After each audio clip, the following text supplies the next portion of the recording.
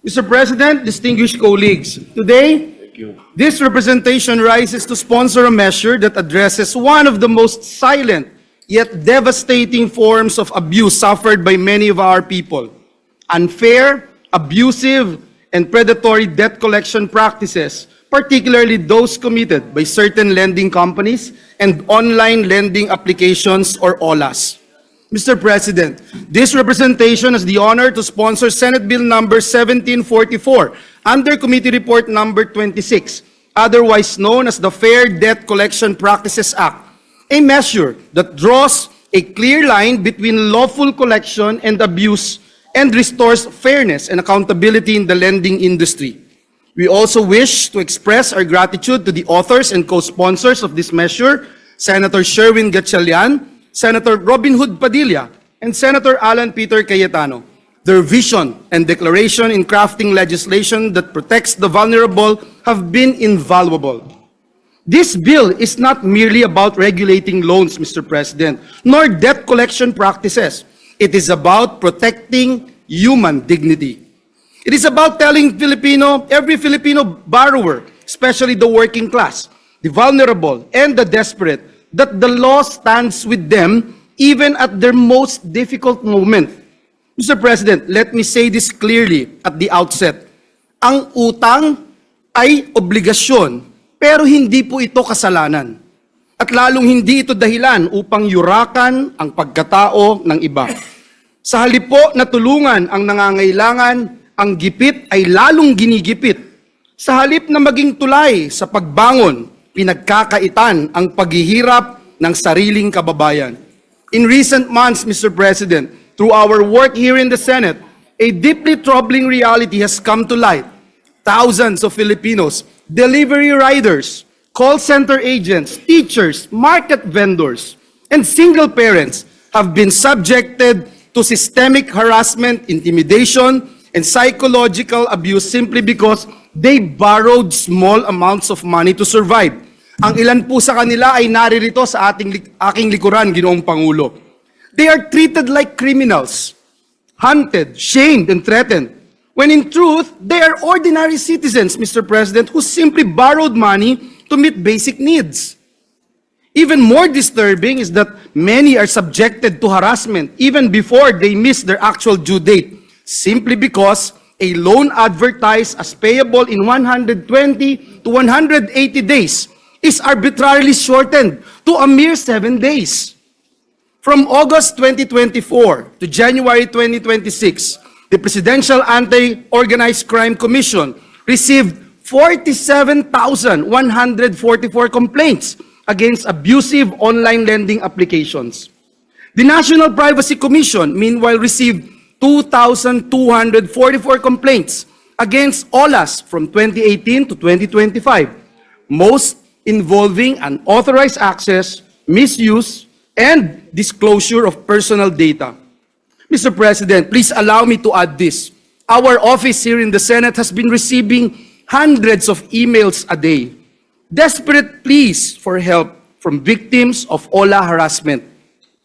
Even regulatory data confirms the magnitude of the problem. In fact, Mr. President, from January to September 2025, the Securities and Exchange Commission acted on 5,415 public complaints involving financing companies, lending companies, and their online platforms.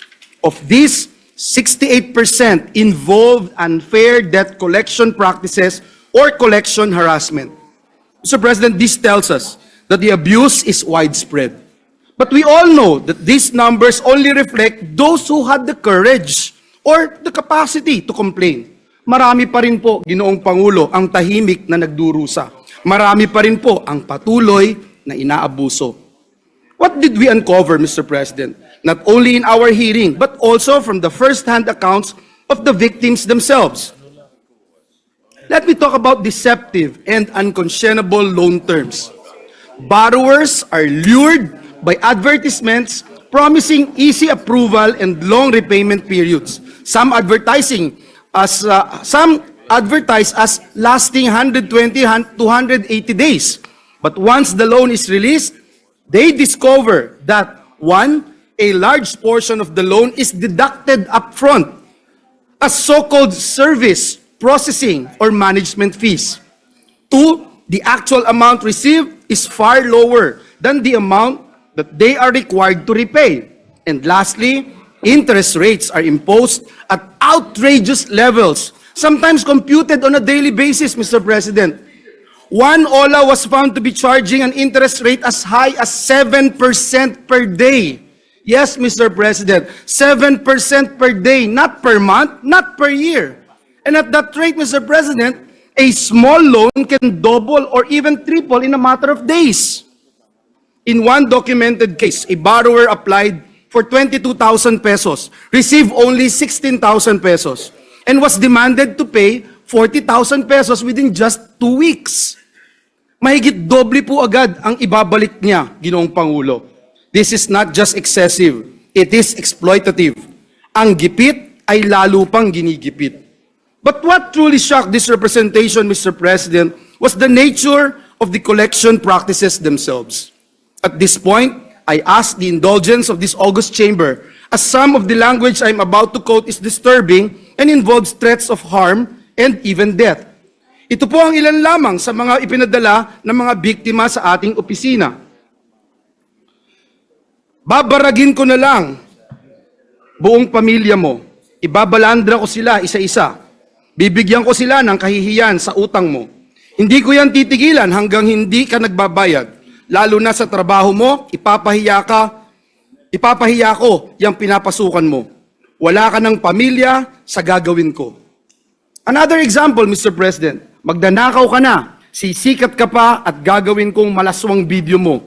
Ako ang magpapakalat at sisira ng buhay mo hanggang mamahinga ka. Another, Mr. President, papunta na yung taong inutusan ko, sisiguraduhin ko sa iyo, babaha ang luha dyan sa bahay ninyo. May mga biktima po, Ginoong Pangulo, na pinadalhan ng mga bulaklak ng patay sa kanilang mismong tahanan. Ang iba naman tinatawagan ng halos 100 beses sa loob lamang ng isang araw hanggang sa wasakin ang kanilang kapayapaan ng isip at dignidad.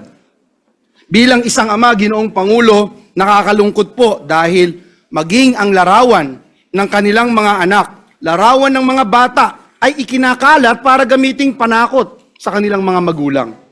Sa halagang 30,000 piso, ang isang biktima naman pong ito ay ginawan ng malalaswang peking larawan at walang habas na ipinapakalat online. Hindi pa sila nakontento, Ginoong Pangulo.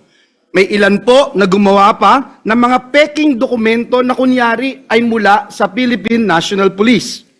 Idinikit ang larawan ng biktima at ikinalat sa iba't ibang Facebook groups upang palabasing siya ay isang kriminal.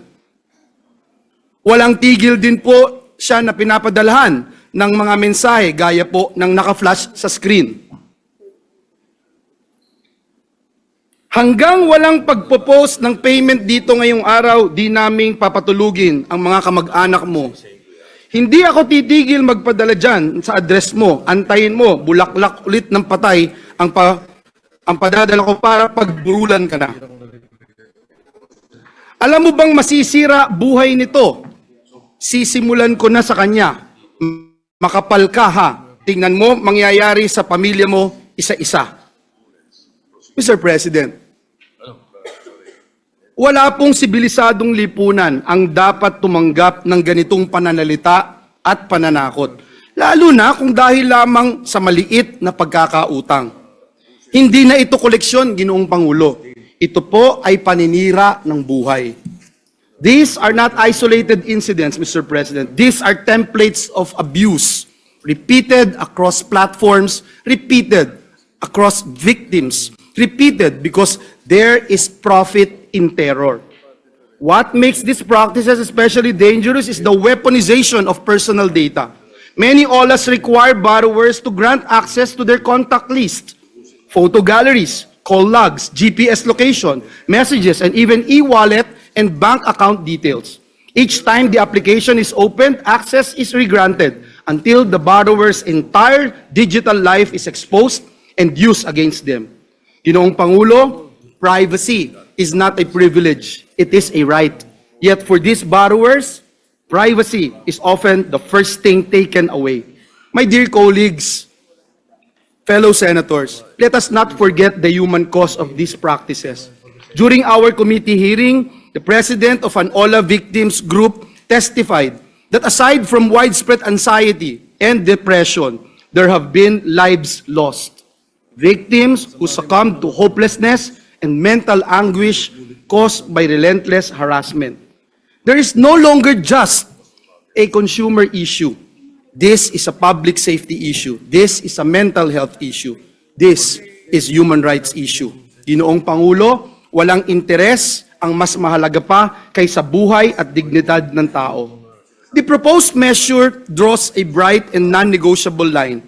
It clearly defines and prohibits harassment or abuse and unfair debt collection practices, including threats of violence or criminal harm, use of insults, obscene or profane language, public shaming or unauthorized disclosure of names and personal information, repeated, unreasonable, or untimely communications, contacting employers, co-workers, or unrelated third parties, misrepresentation, deception, or intimidation, and collection of any amount other than the principal obligation without express authorization in the agreement.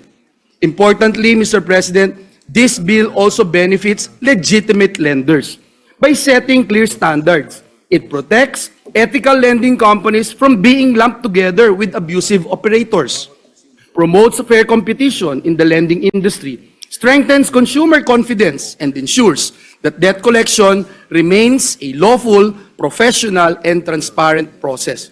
Mr. President, this bill does not prohibit collection. Uulitin ko po, this bill does not prohibit collection. It prohibits abuse. It imposes clear accountability on lending companies and their agents, provides real and enforceable penalties, and empowers regulatory agencies to act decisively. Let me emphasize, this bill does not excuse the non-payment of legitimate debts. What it demands is simple. If you collect lawfully. If you collect humanly. If you collect, you respect both the law and the person. Some may ask, do we really need another law? Mr. President, the answer is yes, because abusive operators have learned how to exploit the gaps and weaknesses in our existing laws. Without this measure, we allow fear to become a business strategy. Without this measure, we allow harassment to become normalized. Without this measure, we tell victims that their suffering is simply the cost of being poor. So, Mr. President, we are guided today by the voices of the victims themselves. Kasama po natin ngayon sa ating likuran. With us are members of an OLA victim support group and their lawyer who has been assisting them freely and voluntarily in seeking justice. Their courage reminds us that behind every statistic is a human story of fear and loss, but also of resilience. We thank the victims and those who stand with them for trusting this institution to act. Ginoong Pangulo, dear colleagues, our legacy will be defined not by the interest we protect, but by the people we choose to defend, especially the most vulnerable. In sponsoring this bill, we stand for dignity, we stand for fairness, we stand for the rule of law. Umaasa po tayo ng suporta mula sa ating mga kasamahan sa mabilis na pagpasa ng palukalang batas na ito. Maraming salamat po at pagpalain tayong lahat ng ating Panginoong Diyos. Majority Leader. Thank you, Mr. President. Mr. President, we recognize as well our distinguished colleague, Chairman of the Committee on Finance, other than Chairman Win Gatchalian. Senator Sherman Gatchalian is recognized. Thank you, Mr. President. Thank you, Majority Leader. Mr. President, distinguished colleagues, I rise today to co-sponsor